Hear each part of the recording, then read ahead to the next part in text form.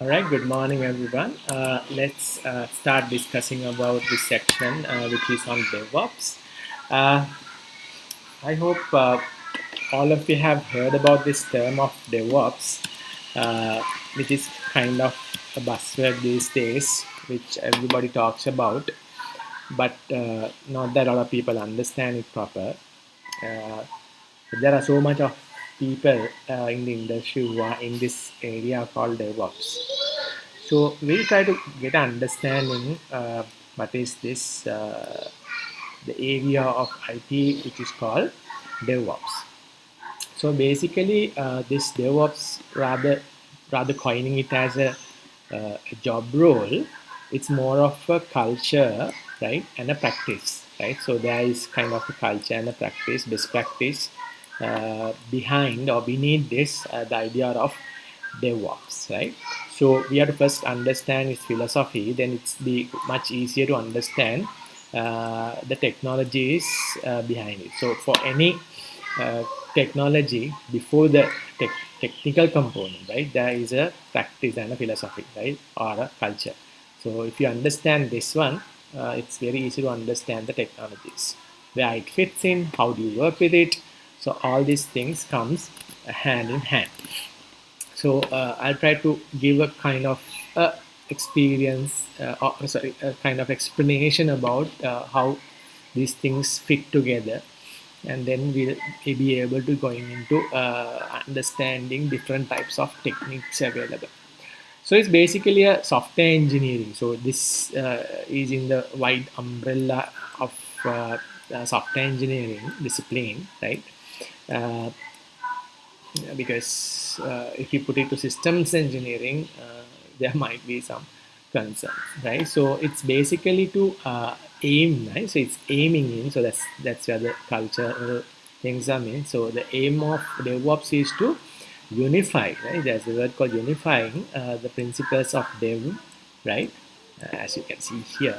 So Dev is basically software development, right? And then comes in the ops part, right? So you have to unify these two. So these two worked as two different stacks, but now there are so much of opportunities, and also there are so much of traces where this has to go together. So dev is software engineering, right, whereas ops is software operations, right. So the ops is basically software operations, right, software ops. So what they're doing together. So earlier this development team developed the software and then pushed it to operation team to deploy and then do the rest.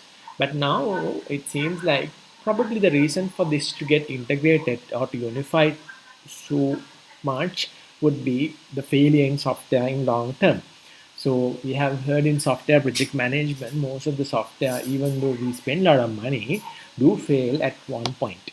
So to stop that and also to make quality software, so the world that we are living in require the developers or software engineering firms to develop software which is in quality, and also the lifetime or lifetime which we use to develop software is getting shorter day by day. So the requirements of people are getting what you say more, and they have more demand for tighter and quality software. So we might have to use this sort of culture or practice to make better software in a shorter time period.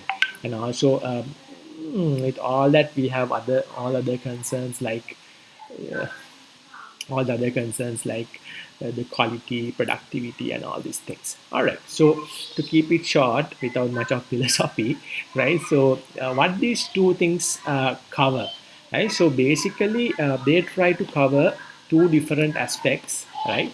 So they advocate actually two different aspects. First one is the automation. So to do this process in a more of a friendlier and a more of a productive way, they try to automate things, automation, right?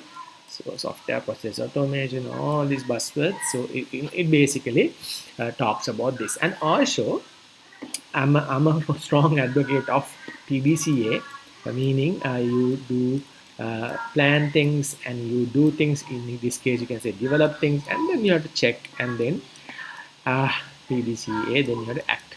So, or review and act. So basically you have to monitor things. So this is the phase where you guys do monitoring, right? So you guys have to do monitoring. So monitoring is utmost important because it basically provides a framework to measure things. And once you get so measured, you get things managed. So because of this reason, it's quite important to monitor things. So this particular framework, or this particular, we say, the culture, basically wants everyone to do these two things, at least do these two things together, which makes a lot of sense. You'll understand day by day, it makes a lot of sense, because if these things does not happen, the automation and the monitoring, it's so hard to build software in this particular age, right? So this what are the steps involving in this automation monitoring? There's a mouthful. You find software construction, so I'm not going to write it down, and also we have integration, testing, releasing, deployment, and also even cool things like infrastructure management, right? Infrastructure management. So those things we can of course detail separately, but I think you have had a lot of experience on these things. Even though you don't have experience, you probably have heard about these things, right? So you can under infrastructure as management, you have things like infrastructure as code. So much of interesting details. So don't worry, we'll try to get the synopsis today, and when you're dealing with other things, we can go deep dive into the specific details, right? And also DevOps will give a lot of benefits, right? True, when you adapt different cultures, there can be bit of difficulty in joining in, because there's always this thing called resistance. Resistance is something natural, but do understand it matters a lot. So when you adapt it, so there will be plenty of benefits coming in your way. So very simply saying, you can deliver products high speed, and also scalability. So we are talking about highly scalable systems these days. So these are the quick benefits if you want to think about. And also C is a cyclic thing, like a circular thing, so which is kind of interesting. So the world is highly circular, highly cyclic. Your life is cyclic. Similarly, cyclic things seems to be better. So having this, some of these concepts which is cyclic, I think you should adapt. And also this, the stronghold is also there. And also now jump into another page. Now this to work out, right? So we have to have, of course, cross-functional teams.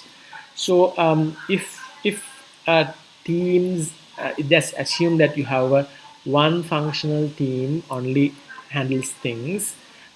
Yeah, it works out, but now we are living in cross-functional teams. So we have different types of teams, clouds working together.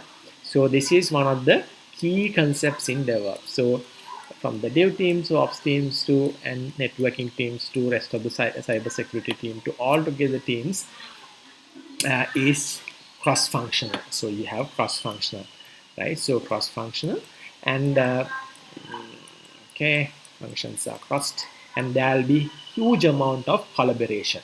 So collaboration is not a big term. You talk with people, you work with people, you share with people. But remember, this collaboration should be under cross-functional teams. It should be rapid. So it should be rapid collaboration. So if it is rapid, only you can achieve your uh, targets on time. So try to understand, when this happens, this collaboration happens, there won't be separation as development, operation, databases, testing. All works together. So this is the world that we are heading towards. It's already there, right? But that's the cultural thing. So rather you work on your silos, right? Maybe in the industry it's so used, like we have to really talk with different developers and see, like, what they think about it. Of course, they will be resistant to change over, but it had happened over the years now. So you can have your own silos like testing, right? So then or development and also databases. So all the silos were there, but now they are more of cross-function and cross-collaborative. So otherwise, if you try to keep boundaries like this, so it will be difficult to achieve our goals. Right, so everything should be coordinated from this IT. The stronghold of IT should be managing this all that. So that's where you find more concepts like DevOps being implemented to achieve this. Of course, as we discussed earlier in the slide, all right, earlier in the slides, it can be automation and monitoring, but under that you have several aims. So of course, to achieve this cross-functional team, you have automation. So there are so much of technologies coming in, guys. So starting with virtualization, right? So virtualization is something that you have heard about, you have worked with, and of course then you have containerization, like containers. So can you remember the container, or have you worked with containers? So the probably the best term that you can remember in case of Linux, it can be jails, or it can be Docker in terms of the modern technology. So there are other replacements, but Docker seems to be heading the race. And of course, the concepts of Vagrant and all that, they are more virtualization, and Docker would be the winner of that race. Now, they are very two different technologies, which we discuss, of course, later on.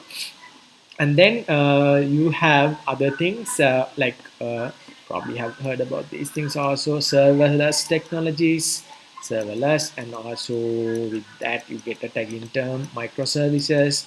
So all these other technologies also coming in, right? So you have to do automation, and also automation goes around, so goes through development, testing, deployment, monitoring, and every other thing. So it's quite important.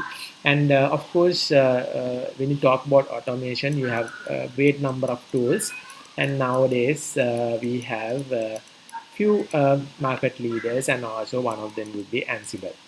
So yeah, so we have several other tools also, but Ansible is quite popular. All right, so then we'll try to understand the heart of DevOps. All right, so everywhere you go, if you don't understand what's in the heart, it's not going to work. It's good to know like what's in it, what's basically running it. So that's the heart of DevOps. So there are it's a three-way thing. So these three ways are also quite popular. Three-way handshake and blah blah blah. Right. So it's more like principles now, because it's more of a philosophy, the lifeline. So for DevOps also there should be some sort of principles. So the first principle that they discuss is the concept of flow, right? Concept of flow. So things should flow, information should be flow. So basically, principles of flow explain where it's accelerate the delivery of work from development to operations to customers. So you have the development, and then the operations, and then the customers. So we have to make sure this flow is intact, and also this flow tries to achieve things faster, accelerate things, which is quite interesting. Then, of course, for this to work, a flow to work, there should be a really good feedback mechanism. Feedback is a universal term, and it's a very interesting term as well. A lot of people do take feedback, but they don't consider feedback, or they don't internalize feedback. But this DevOps to work proper, you have to have a good feedback system, so which can be even enabling safer systems. And then of course, this to work out, you have to have a continual learning process. Otherwise, guys, this will end up in mostly in failures. All right, it should build up a high trust culture, uh, and a scientific approach to work. So if these two things are there, it can be quite fascinating to handle DevOps. All right. So and then we have these core guidelines. So these are the principles, and there are other guidelines as well which you can use. So if you look at the guidelines, sorry, this I don't like that. Just give a second. Okay. Okay. So now we have these guidelines.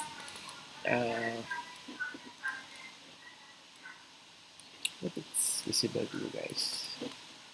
All right, so DevOps to work proper, there should be this guideline should be used. So you have to have the development at one end, quality assurance, and operations. So once you have all these three guidelines proper, so it's very easy to uh, use DevOps. So you're all in this technology revolution. It's all there. So everybody's practicing this. So it's kind of really interesting, the world that we are living in with DevOps, right?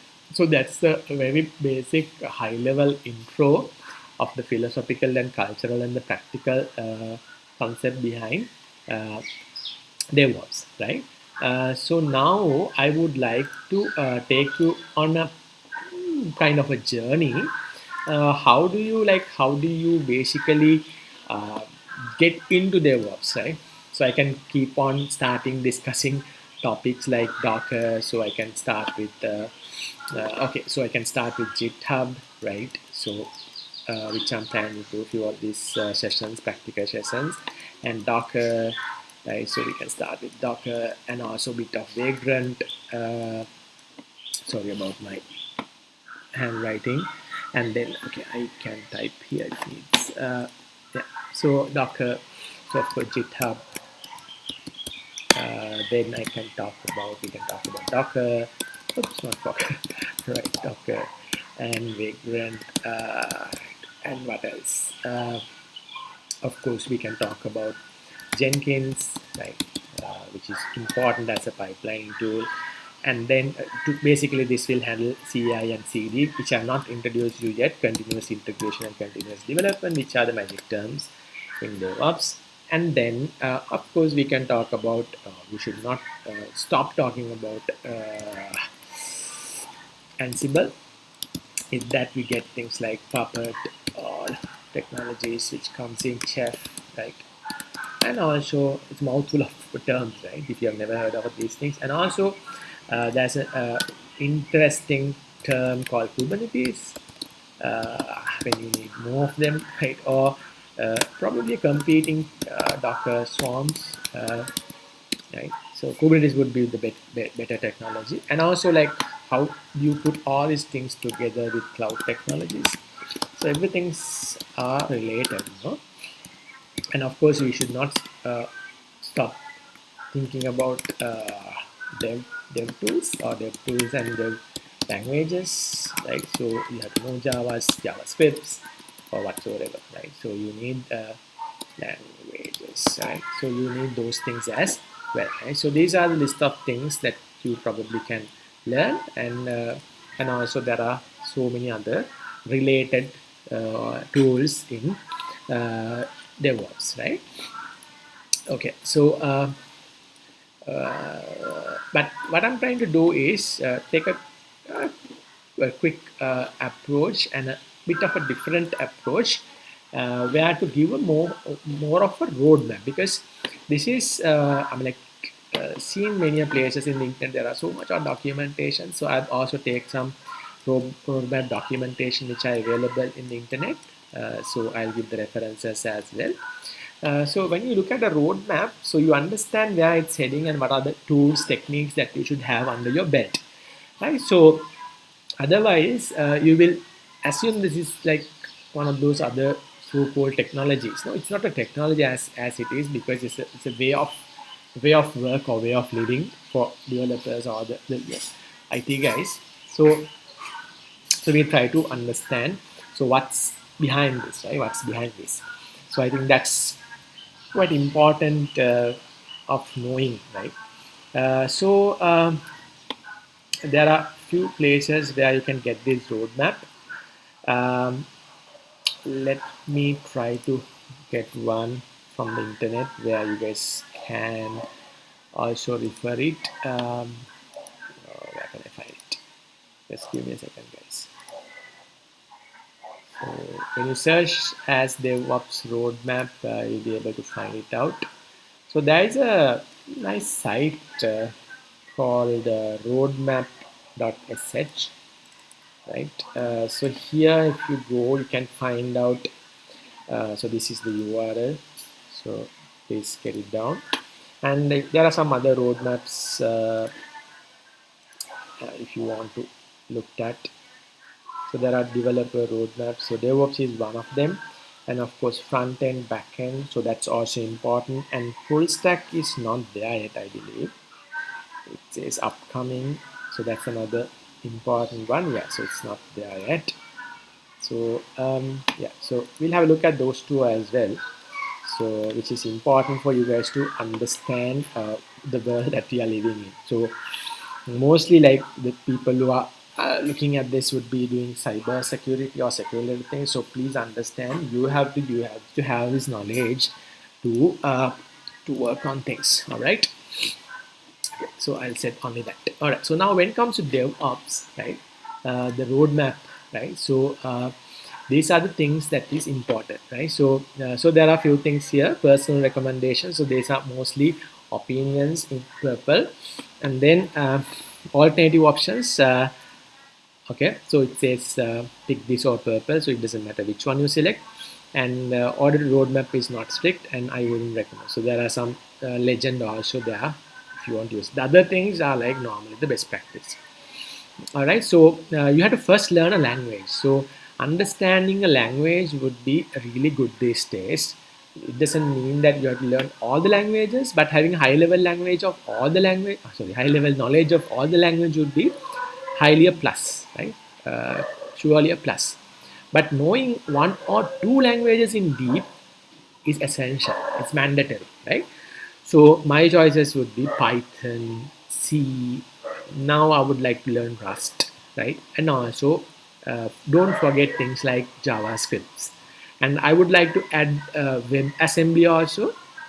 If time permits, I'll do a session on that as well. You can find it in my channel, right? And there are other cool languages like Go. So, but see, like these are personal recommendations, right? But learning a language, I don't think you should skip it, even though it's a personal recommendation. Do it. So it says it doesn't matter which language you pick, key is to get some programming knowledge. So what I recommend, is my recommendation, is to be good at least two languages, right? So be a master in one language. So good choice, Python. These days Python is a good choice. It runs through cross sections in the technology stack, to machine learning, to system automation, to operating systems, to uh, and so many other areas. I think Python is really working really well. And C is all a mother of all languages. Probably assembly is the mother of all languages, but still C is like what we understand. Of course, C++ is the most ugliest language in the world. So no one likes C++ other than the real programmers probably. And then there are other choices for C++ like Rust, and then you have beautiful languages like Go, and then you have this JavaScript. But now probably WebAssembly can be a alternative for that as well. Right, now you go down. Now once you go there, yes, quite interesting thing comes in. What is it? Of course, operating systems, understanding OS concepts. So there are a list of things: IO management, virtualization, memory storage, file systems. You should know from the perspective of either Windows or Linux or Android or IoT whatsoever. You'd have a good grasp on these concepts, right? So so make sure, even though you don't have it at the moment, just learn it, right? Learn by yourself. Networking concept POSIX. So POSIX is basically talks about different types of process principles, including threads. So threads is one of the cool technologies uh, which we all have to learn, right? And also sockets. So we talked about sockets earlier. So sockets is like the core behind networking these days, or not these days, from day one, and the process management, and also concurrency and other things, right? And also there you find some other technologies um, like system D, in D, uh, IntD, I think it should be INetD. Okay, so maybe I'm wrong. So anyway, yeah, and also there are other things like tmux, terminal multiplexers. So those things are also quite important. So these are the base knowledge, right? And then we jump into managing servers. All right, so that's a big part of this concept, DevOps, right? So you have to understand how to work with different types of operating systems, and basically from the administrative perspective. So you have to know how to work with Linux distro, and you can select some Ubuntu or whatsoever, right? So then there are so much of choices here, great choices. So say Linux, or I don't know how do you pronounce it, so say or SUSE, Debian. So you have a lot of sub versions of it, not sub versions, should be like distros coming out of Debian, like Mint, Ubuntu, Kali Linux, Elementary, and plenty more. And Fedora is Red Hat stuff, which is really, really good, really, really strong. And then, of course, you have Ubuntu. CentOS is the, we have talked about it, and you have the Red Hat. Okay. Then you have Unix. So Unix world also is, even though we are not really interested in, it's a beautiful world out there.